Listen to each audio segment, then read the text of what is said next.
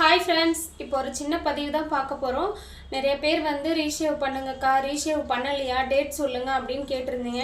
நான் ஆல்ரெடி வந்து ஒரு வீடியோ போட்டிருந்தேன், ரீஷேவ் பண்ண போகிறேன், மறக்காமல் வந்து மிஸ் பண்ணாமல் பாருங்கன்னு சொல்லிட்டு. நான் வந்து உண்மையாலுமே வந்து பண்ணுற ஐடியாவில் தான் இருந்தேனே. என்னுடைய ஹஸ்பண்டுமே வந்து ஜில்லட்டும் வாங்கிட்டு வந்தார். நான் தீபாவளிக்கு ஊருக்கு போயிருந்தேன். நான் வந்து ஸ்லாப்பில் தான் வச்சுருந்தேன். அவர் எங்கே வச்சுட்டாருன்னு தெரில. ஆனால் அது கூட வந்து ஆயில் மசாஜ் வச்சுட்டு அன்றைக்கி வந்து செப்பரேட்டாக வந்து பிரித்து வச்சுருந்தேன். இங்கே பாருங்கள், நீங்கள் வந்து நம்ப மாட்டீங்க, என்னுடைய ஹஸ்பண்டுமே வந்து வாங்கிட்டு வந்துட்டார். நான் சொன்னேன் இல்லைங்களா, செவ்வாய்க்கிழமை அடிக்கக்கூடாதுன்னு சொல்லிட்டு. புதன்கிழமை அடிக்க சொன்னதுக்கு என்னோடய ஹஸ்பண்ட் என்ன சொல்லிட்டாரு, கோயிலில் வந்து மொட்டை போட்டதுக்கப்புறம் வந்து வீட்டில் வந்து அடிக்கக்கூடாதுன்னு அப்படின்னு சொல்லிட்டாங்க. ஆனால் அதெல்லாம் நானுமே வந்து நம்ப மாட்டேன். சரி, இதில் என்ன இருக்குது, ரெண்டாவது வந்து ரீஷேவ் பண்ணால் வந்து ஸ்கேல்ப் க்ளீன் ஆகும், பொடுக்கெல்லாம் வந்து சரியாகுன்றதுனால தான் வந்து நானுமே வந்து நீங்கள் கமெண்டில் வந்து ரீஷேவ் பண்ணுங்கன்னு சொல்ல பார்த்தலாம் நானே வந்து நம்பலை. அதுக்கப்புறம் என்னுடைய அண்ணன்கிட்ட என்னுடைய ஹஸ்பண்ட் கிட்டலாம் வந்து கேட்டிருந்தேன். ரீஷேவ் பண்ணால் வந்து உண்மையிலுமே வந்து ஸ்கேல்பெல்லாம் வந்து க்ளீனாகவும் தான் வந்து சொல்லியிருந்தாங்க நிறைய பேர் வந்து. ஆனால் வந்து ஒரு சில பேர் என்ன சொல்கிறாங்க, வீட்டில் வந்து அடிக்கக்கூடாது, அதுவும் வந்து சுமங்கலி கல்யாணம் ஆன பொண்ணு வந்து அடிக்கடி வந்து மொட்டை போடக்கூடாதுன்னு அப்படின்னு வந்து சொல்கிறாங்க. என்னுடைய ஹஸ்பண்ட் வந்து இந்த யூடியூப் சேனல் ஆரம்பிக்க சொல்லி என்னை அலோவ் பண்ணதே வந்து எனக்கு ரொம்ப சந்தோஷம், ரொம்ப பெரிய விஷயம்.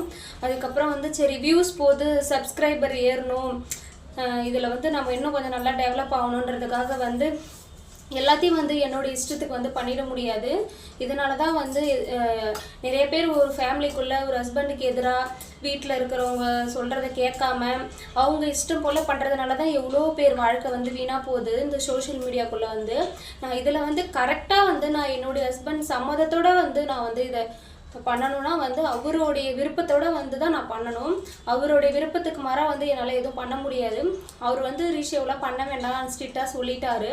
அதனால் தயவுசெய்து என்னை மன்னிச்சிருங்க. நான் வந்து போட்டது வந்து நீங்கள் வந்து ஏமாத்திட்டீங்கன்னு சொல்லி கமெண்ட் பண்ணியிருந்தீங்க. எனக்கு உண்மையாலுமே வந்து ரொம்ப கஷ்டமாக இருந்துச்சு. நான் வந்து என் வியூஸ் போகணும், எனக்கு சப்ஸ்கிரைபர் ஏறணுன்றதுக்காகலாம் வந்து நான் அந்த வீடியோ போடவே இல்லை. உண்மையாலுமே வந்து வாங்கிட்டு வந்துட்டார். இத்தனைக்கும் வந்து நான் அன்றைக்கி ஒரு நாள் ஃபுல்லாக என்னுடைய ஹஸ்பண்ட் கிட்ட வந்து நான் பேசவே இல்லை.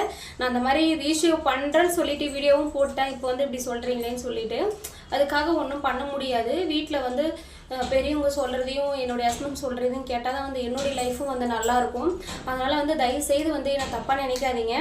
கண்டிப்பாக வந்து இன்னொரு மொட்டையும் அடிக்கணும் நான். அப்போ வந்து நான் மிஸ் பண்ணாமல் வந்து மொட்டை அடிக்கிற வீடியோ வந்து போடுறேன். அதனால் வந்து ரீஷேவ்லாம் வந்து பண்ண முடியாது, வீட்டில் வந்து அடிக்கக்கூடாதான். அது வந்து வேறு ஒரு கம்பேர் பண்ணி வந்து சொல்கிறாங்க, வீட்டில் மொட்டை அடித்தா.